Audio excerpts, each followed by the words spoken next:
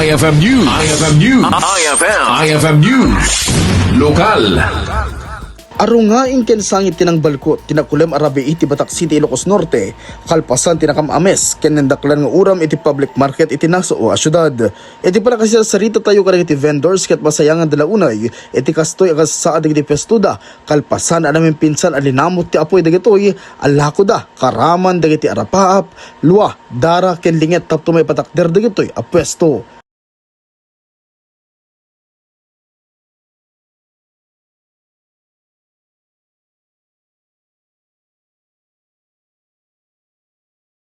Kaskan sir,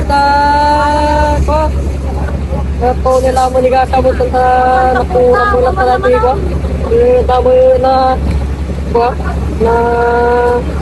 uram na bodega men. Ano dagiti ng uram kanya? Kita harang-harang men kada Ilang taon na, abot ng 10 years. Sir, saan po kayo kanina? Nasa bahay na kami.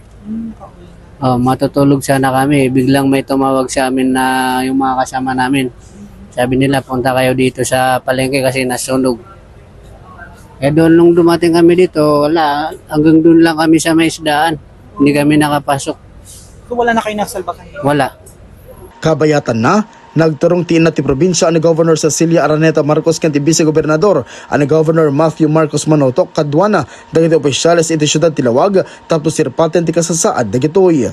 Naamuan nga adapay dagiti na uram a four wheels ken dagiti motorsiklo ken kurong-kurong ang nakaparada iti mismo ang nakapasamakan ti uram.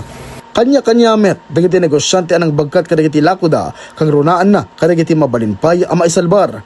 Agkid daw ti tulong dagitoy tapto irikasta ket makarugi da manen. Para iti IFM News, ay Dolores Martinez Tatak, RMN. IFM News. IFM News. IFM News.